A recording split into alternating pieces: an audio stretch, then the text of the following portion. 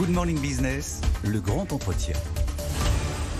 Et notre invité à 8h, c'est Louis Gallois, le président du Conseil d'orientation de patrimoine nucléaire et du climat, une sorte d'ONG pro-nucléaire. On va en parler avec vous, Louis Gallois, et coprésident de la Fabrique de l'Industrie. On va commencer par ça, parce que cette crise de l'énergie, elle nous inquiète. Avec l'or, on en parle quasiment tous les matins.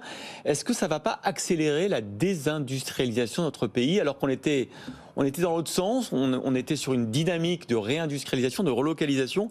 Et là, est-ce qu'on ne va pas devenir immensément non compétitif? Je pense que vous avez très bien posé le problème. Il y avait une dynamique incontestable, 150 créations nettes d'usines en 2021. Ouais. Il y avait quelque chose qui se passait dans le tissu industriel et une confiance qui revenait. Et puis là, c'est quelque chose qui vous coupe les jambes. Ouais. Parce que l'augmentation du prix de l'énergie, les entreprises vont avoir des factures d'énergie qui vont augmenter de 2, 3, 4 fois. Parfois 10, parfois Oui. 20, on l'a vu encore à Rungis mercredi. Absolument insupportable pour beaucoup d'entre elles. Pas toutes, mais beaucoup d'entre elles. Et elles peuvent être tentées, d'abord elles peuvent être mises en difficulté, et deuxièmement elles peuvent être tentées d'aller à l'étranger chercher de l'énergie meilleur marché. Le président Macron l'a dit d'ailleurs, on est dans une situation absurde où la Norvège et les États-Unis nous vendent le gaz 3 à 4 fois plus cher qu'ils ne le vendent à leurs propres industriels. Comment voulez-vous établir une concurrence équitable sur ces bases-là? C'est absolument. Mais ils ont le droit, eux, de vendre moins cher l'énergie à leurs industriels, alors que nous, en Europe, en général, on s'interdit de faire ça. Mais écoutez, ils ont le droit de faire ce qu'ils veulent. Oui, pourquoi ferait-il le contraire? L'Europe arrive en dernier. Elle n'a pris aucune disposition pour faire face au risque de pénurie, et donc elle se trouve complètement exposée à des vendeurs qui à court terme font de la marge. Ouais. Et sur le dos des industriels européens. On est dans une situation qui est assez critique, et je pense que l'idée du plafonnement du prix du gaz n'est pas une idée qui doit être totalement balayée. C'est pas irréaliste de dire aux Norvégiens et aux Américains, vous allez me vendre moins cher le gaz? Je pense qu'il faut qu'il y ait un débat qui s'engage, au moins, et que la Commission se remue un petit peu sur ce sujet. Je sais que les Allemands, ils sont très hostiles parce qu'ils craignent que ça ne réduise les approvisionnements en gaz, et eux, ils en sont complètement dépendants. Mais enfin, ils nous ont mis dans la nasse. Ils ne peuvent pas nous empêcher d'essayer de trouver des solutions. Mais quels sont nos arguments? Parce qu'on voit, les Norvégiens, ils sont un peu collés avec l'Europe parce qu'ils ont des gazoducs, on est leur seul client. Mais les Américains, quels sont nos arguments en tant qu'Européens, à part dire nous sommes une communauté de valeurs? Est-ce qu'on a autre chose? J'ai peur que ça soit... Mais ça ne fonctionne pas, mais qu'est-ce qu'on a d'autre? Je pense qu'il faut ouvrir des négociations avec tous les fournisseurs de gaz dans le monde, l'Algérie en particulier, les États-Unis, je pense que nous avons aussi quelques moyens de pression, l'Europe a certains moyens de pression. On ne peut pas accepter une situation dans laquelle nous nous faisons livrer à des prix absolument exorbitants. Vous dites, Louis Gallois, on ne peut pas laisser la loi du marché imposer... Si c'est la loi du marché telle qui fonctionne actuellement, il y a des entreprises qui vont mettre la clé sous la porte. On parle de Duralex, des fabricants de verre. Je ne connais pas la situation financière exacte de ces entreprises. Mais enfin... On a reçu le patron de Duralex. Effectivement, d'abord, il ferme les chaînes de production pendant plusieurs semaines, plusieurs mois. Oui, absolument. Mais il a 4 mois de stock. Ouais. Quand on ferme les lignes de production, évidemment, on gagne un peu moins d'argent. Bah oui. Ça paraît clair. Et donc, comment vont-ils faire? C'est une solution qui ne peut être que totalement temporaire. Donc, il faut trouver des solutions. La Commission de Bruxelles a été mandatée, à mon avis, tardivement, pour trouver des solutions qui permettent aux États d'aider les entreprises, mais ça va devenir absolument indispensable. Votre avis quand même sur cette situation en Europe où il y a de la solidarité, ça c'est tant mieux, tant mieux. Sauf que regardez, le nucléaire, vous nous parliez des Norvégiens et des Américains qui vendaient le gaz à leurs industriels beaucoup moins cher que nous. Nous, on produit de l'énergie nucléaire, pas cher. Oui, plus cher, pas très cher. Pas très cher. Or, on la met à disposition de tous nos amis européens. Mais certains industriels nous disent, mais moi, je veux acheter le nucléaire français au prix du nucléaire français. En plus, les contribuables français y ont contribué. Pardon pour ce discours un peu qui peut paraître nationaliste, mais un peu de bon sens, non ?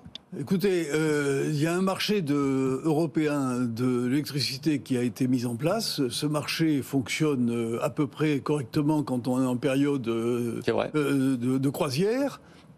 Il permet des échanges. Je n'en ai jamais été le défenseur, mais il fonctionne à peu près correctement en période normale. En période de crise, il ne fonctionne plus. On ne peut pas avoir, en période de crise, des ayatollahs du coût marginal qui nous imposent le prix du gaz comme référence pour le prix de l'électricité. Alors que le gaz rentre pour 7% dans le mix de production d'électricité en France. Ouais. C'est pas possible. Donc je pense qu'il y a... D'ailleurs, les Espagnols s'en sont affranchis. Les Espagnols se sont affranchis, ils ont un accès au gaz algérien qu'ils ont très astucieusement organisé, et je pense qu'ils ont eu raison.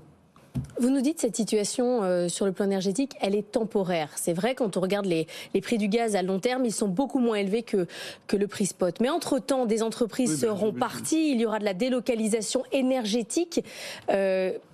Comment on fait pour passer ce cap ? Je pense que on est entré dans une période où effectivement un certain nombre d'entreprises vont se poser des questions et il faut les rassurer. Et pour les rassurer, il faut leur assurer des prix prévisibles et corrects à moyen et long terme. Aussi bien sur l'électricité que sur le gaz. Si vous n'assurez pas aux industriels si vous ne leur donnez pas une perspective sur le prix de l'énergie qu'ils vont avoir à payer, ils vont être tentés d'aller ailleurs, parce qu'ils savent qu'ailleurs, l'énergie est abondante et qu'elle sera toujours meilleur marché. Donc il y a un risque majeur.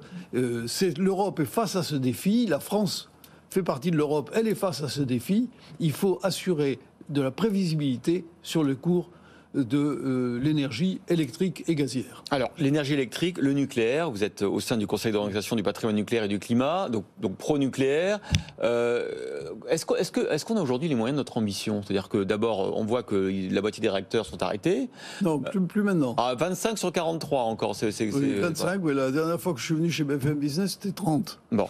Ça va mieux. Ça va mieux, mais ça va pas aussi vite qu'on voudrait. Ça va mieux, et ça ira mieux normalement jusqu'à l'hiver.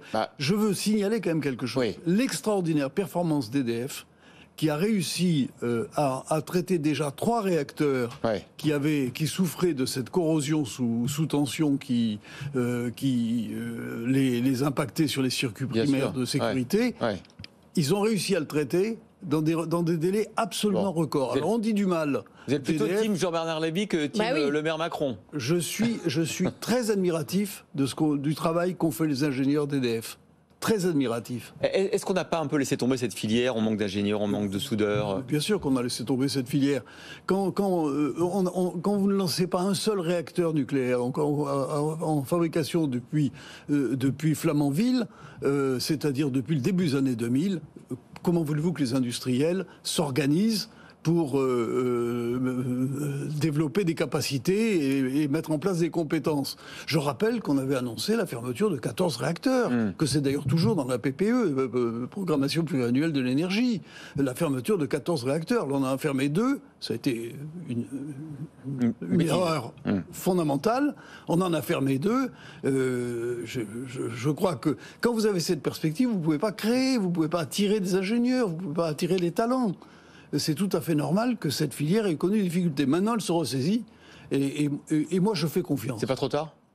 Mais non, c'est pas trop tard. Quand Messmer a lancé son plan en 74, il n'y avait pas les capacités. On les a créées. Et moi, quand je suis arrivé en 81 comme directeur de cabinet de Chevènement, on lançait 6 réacteurs par an. Ouais. Alors que là, on lance 6 sur combien ? 10-15 ans ? Je ne sais pas sur combien de temps, on va nous le dire, puisqu'il y aura une programmation. Et j'espère qu'on ne va pas s'arrêter à 6. Il en faut une vingtaine d'ici 2050. Ah ouais. Mais justement, en tant que grand capitaine d'industrie, quand vous voyez la manière dont aujourd'hui l'État parle de Jean-Bernard Lévy, de la filière nucléaire, et dit non, nous n'avons fait aucune erreur, et tout ça, c'est parce que ça a été mal géré. Est-ce que vous vous dites pas, ça dégoûte des futurs grands capitaines d'industrie, justement, de prendre des responsabilités au sein de la filière publique? Ne dites pas ça à Luc Rémont, qui vient de prendre cette responsabilité. C'est une très belle responsabilité.